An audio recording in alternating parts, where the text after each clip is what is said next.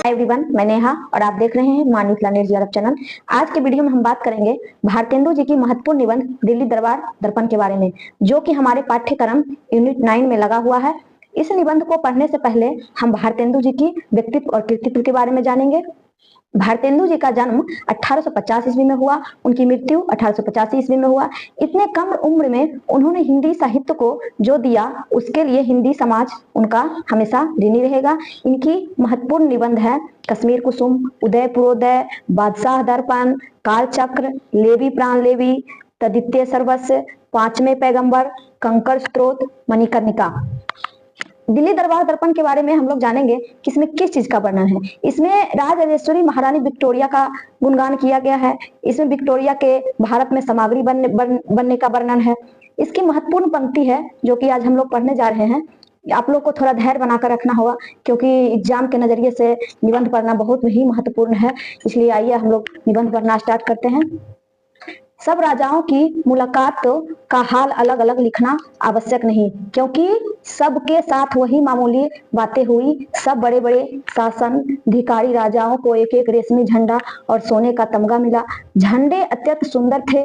पीतल के चमकीले मोटे मोटे डंडों पर राजराजेश्वरी का एक मुकुट बना हुआ था और एक पटरी लगी थी जिस पर झंडा पाने वाले राजा का नाम लिखा हुआ था, और फरहरे पर जो डंडे से लटकता था स्पष्ट रीति और उनके शस्त्र आदि के चिन्ह बने हुए थे। झंडा और तमगा देने के समय श्रीयुत वायसराय ने हर एक राजा से ये वाक्य कहे, मैं श्रीमती महारानी की तरफ से यह झंडा आपके लिए खास देता हूँ, जो उनके हिंदुस्तान की राजश्री की पदवी लेने को यादगार रहेगा। यह पंक्ति एग्जाम के नजरिए से बहुत ही महत्वपूर्ण है। आप लोग कृपया नोट कर लें, क्योंकि एग्जाम में ऐसा कोटेशन आजकल बनने लगे हैं। श्रीमती को भरोसा है कि जब कभी यह झंडा खुलेगा, आपको उसे देखते ही केवल इस बात का ध्यान न होगा कि इंग्लिस्तान के राज्य के साथ आपके खैरखां राजसी घराने का कैसा दृढ़ संबंध है, वरन यह भी कि सरकार की यह बड़ी भारी इच्छा है कि आपके कुल को प्रतापी, प्रारब्धी और अंचल में देखे।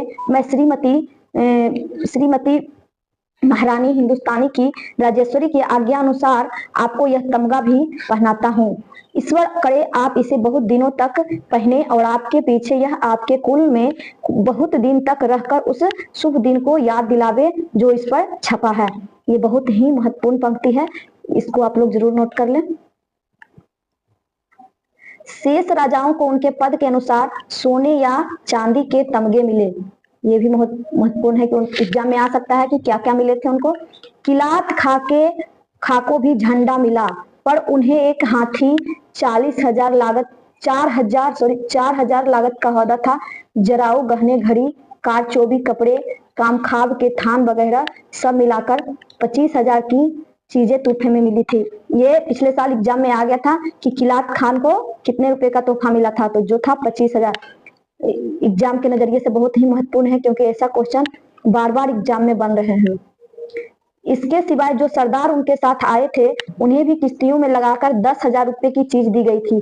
प्रायः लोगों को इस बात के जानने का उत्साह होगा कि खा का रूप और वस्त्र कैसा था। निसंदेह जो कपड़ा खा पहने हुए थे वह उनके साथियों से बहुत अच्छा था, तो भी उनका या उनके किसी साथी की शोभा उन मुगलों से बढ़कर न थी जो बाजार में मेवा लिए घुमा करते हैं। हाँ, कुछ वर्क था तो इतना था कि लंबी गाभिन दाढ़ी के कारण खा साहब का चेहरा बड़ा भयानक था। उन्हें झंडा न मिलने के कारण यह समझना चाहिए कि यह बिल्कुल स्वतंत्र है। इन्हें आने जाने के समय श्रीयुत वायसराय गलीचे के किनारे तक पहुंचा गए थे, पर बैठने के लिए उन्हें भी वायसराय के चबूतरे के नीचे वही कुर्सी मिली थी जो और राजाओं को।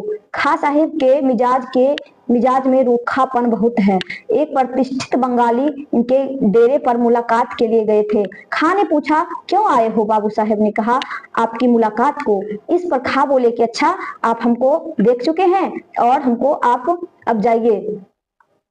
बहुत से छोटे छोटे राजाओं की बोलचाल का ढंग भी जिस समय वह वायसराय से मिलने आए थे संक्षेप के साथ लिखने के योग्य हैं। कोई तो दूर ही से हाथ जोड़ाए और एक दो एक ऐसे थे कि जब एडी कांग के बदन झुकाकर इशारा करने पर भी उन्होंने सलाम न किया तो एडी कांग ने पीठ पकड़कर उन्हें धीरे से झुका दिया। कोई बैठकर उठना जानते ही नहीं थे कि यहाँ तक कि एडी कांग को उठो कहना पड़ता था। कोई झंडा, तमगा, सलामी और खिताब पाने पर भी एक शब्द धन्यवाद का नहीं बोल सके, और कोई बेचारे इनमें से दो ही एक पदार्थ पाकर ऐसे प्रसन्न हुए कि श्रीयुत वायसराय पर अपनी जान और माल निछावर करने को तैयार थे। सबसे बढ़कर बुद्धिमानी हमें एक महात्मा देख पड़े जिन्हें वायसराय ने कहा, आपका नगर तो तीर्थ गिना जाता है, पर हम आशा करते हैं कि आप इस समय दिल्ली को भी तीर्थ ही के समान पाते हैं। इसके जवाब में वह बेधड़क बोल उठे कि जगह तो सब तीर्थों से बढ़कर है जहां आप हमारे खुदा मौजूद हैं। नवाब लुहार की भी अंग्रेजी में बातचीत सुनकर ऐसे बहुत कम लोग होंगे जिन्हें हंसी न आई हो। नवाब साहिब बोलते तो बड़े बेधड़क धड़ाके से थे, पर उसी के साथ कायदे और मुहावरे के भी खूब हाथ पांव तोड़ते थे। कितने वाक्य ऐसे थे जिनमें कुछ अर्थ ही नहीं हो सकते, पर नवाब साहिब को अपनी अंग्रेजी का कुछ विश्वास था कि अपने मुंह से केवल अपने ही को नहीं वरन अपने दोनों लड़कों को भी अंग्रेजी, अरबी, ज्योतिष, गणित आदि ईश्वर जाने कितनी विद्याओं का पंडित बखान गए थे। नवाब साहिब ने कहा कि हमने और रईसों की तरह अपनी उम्र खेद कूल में नहीं गवाई, वरन लड़कपन से ही विद्या के उपार्जन में चित्त लगाया, पूरे पंडित और कवि हुए। इसके सिवाय नवाब साहिब ने बहुत ही से राज भक्ति के वाक्य भी कहे। वायसराय ने उत्तर दिया कि हम आपकी अंग्रेजी विद्या पर इतना मुबारकबाद नहीं देते जितना अंग्रेजों के समान आपका चित्र होने के लिए। फिर नवाब साहब ने कहा, मैंने उस पर भारी अफसर के वर्णन अरबी और फारसी का पद ग्रंथ बनाया है, जिसे मैं चाहता हूँ कि किसी समय श्रीयुत को सुनाऊं। श्रीयुत ने जवाब दिया कि मुझे भी कविता का बड़ा अनुराग है और आपसे एक भाई कवि देखकर बहुत प्रसन्न हूँ। एग्जाम के नजरिए से ये बहुत ही इंपॉर्टेंट कोटेशन है, आप लोग इसे देख लें। और आपकी कविता सुनने के लिए कोई अवकाश का समय अवश्य निकालूंगा। 29 तारीख को सत्र के अंत में महारानी तंजौर वायसराय से मुलाकात को आई। ये ताश का सब वस्त्र पहने थी और मुंह पर भी ताश का नकाब पड़ा हुआ था। इसके सिवाय उनके हाथ पांव दस्ताने और मौजों से ऐसे ढके थे कि सब के जी में उन्हें देखने की इच्छा रह गई। महारानी के साथ में उनके पति राजा सखाराम साहिब और 2 लड़के, सिवाय उनकी अनुवादक मिसेस फर्श भी थी। महारानी ने पहले आकर वायसराय से हाथ मिलाया और अपनी कुर्सी पर बैठ गई। श्रीयुत वायसराय ने उनके दिल्ली आने पर अपनी प्रसन्नता प्रकट की और पूछा कि आपको इतनी भारी यात्रा में अधिक कष्ट तो नहीं हुआ। महारानी अपनी भाषा की बोलचाल में बेगम भोपाल की तरह चतुर न थी, इसलिए ज्यादा बातचीत मिसेस फर्क से हुई, जिन्हें श्रीयुत ने प्रसन्न होकर मन भावनी अनुमोदक कहा। श्रीयुत ने प्रसन्न होकर क्या कहा? मनभावनी अनुवादक कहा। वायसराय की किसी बात को उत्तर में एक बार महारानी के मुंह से यस निकल गया, जिस पर श्रीयुत ने बड़ा हर्ष प्रकट किया कि महारानी अंग्रेजी भी बोल सकती हैं। पर अनुवादक मैम साहिब ने कहा कि अंग्रेजी में 2-4 शब्द से अधिक नहीं जानती हैं।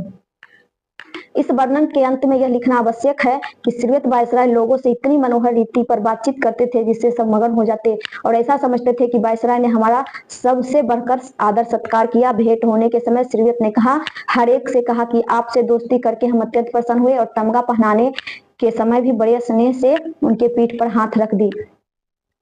1 जनवरी को दरबार में महोत्सव हुआ। कितने जनवरी को महोत्सव हुआ था? 1 जनवरी को। ये आप लोग याद रखिएगा। यह दरबार जो हिंदुस्तान के इतिहास में सदा प्रसिद्ध रहेगा, एक बड़े भारी मैदान में नगर से 5 मील पर हुआ था। कितना मील पर हुआ था? एक बड़े भारी मैदान में नगर से 5 मील पर हुआ था। बीच में श्रीयुत वायसराय का षटकोण चबूतरा था, जिसकी गुंबद नुमा छत पर लाल कपड़ा चढ़ाकर सुनहला रुपहला तथा शीशे का काम बना हुआ था। कंगूरे के ऊपर कलसे की जगह श्रीमती राजेश्वरी का सुनहला मुकुट लगा था। इस पर चबूतरों पर श्रीवत अपने राज सिंहासन में सुशोभित हुए। उनके बगल में एक कुर्सी पर लेडी साहब बैठी थी और ठीक पीछे खवास लोग हाथों में चंबर लिए और श्रीयत के ऊपर कारचोबी छत्र लगाए खड़े थे। वायसराय के सिंहासन के दोनों तरफ 2 पेज दामन बरदार, जिसमें एक श्रीवत महाराज जम्बू का अत्यंत सुंदर सबसे छोटा राजकुमार और दूसरा कर्नल बर्न का पुत्र था। इंपॉर्टेंट है एग्जाम के नजरिए से, आप लोग प्लीज देख लीजिएगा। खड़े थे और उनके दाहिने बाएं और पीछे मुसाहिब और सेक्रेटरी लोग अपने हाथ स्थानों पर खड़े थे। वायसराय के चबूतरों के ठीक सामने कुछ दूर पर उससे नीचा एक अर्ध चदाकार चबूतरा था, जिस पर शासन अधिकारी राजा लोग और उनके मुसाहिब, मद्रास और बंबई के गवर्नर, पंजाब, बंगाल और पश्चिमी उत्तर देश के लेफ्टिनेंट गवर्नर और हिंदुस्तान के कमांडर इन चीफ अपने अपने अधिकारियों समेत सुशोभित थे। इस चबूतरे की छत बहुत सुंदर नीले रंग के साटन की थी, जिसके आगे लहरियादार छज्जा बहुत सजीला लग रहा था। लहरिये के बीच बीच में सुनहले काम के चंद तारे बने थे। राजाओं की कुर्सियों भी नीली साटन से मढ़ी थी और हर एक के सामने वे झंडे गड़े थे जो उन्हें वायसराय ने दिए थे। पीछे अधिकारियों की कुर्सियां लगी थी जिन पर नीली साटन चढ़ी थी। हर एक राजा के साथ एक भारी पॉलिटिकल अफसर भी था। इनके सिवाय गवर्नमेंट के भारी भारी अधिकारी भी यहीं बैठे थे। राजा लोग अपने अपने प्रांतों के अनुसार बैठाए गए थे, जिससे ऊपर नीचे बैठने का बखेरा बिल्कुल निकल गया था। सब मिलाकर 63 शासन अधिकारी राजाओं को इस चबूतरे पर जगह मिली थी, जिनके नाम नीचे है। इसमें कितने राजा शासन अधिकारी राजाओं थे? 63 थे। एग्जाम के नजरिए से बेहद महत्वपूर्ण है।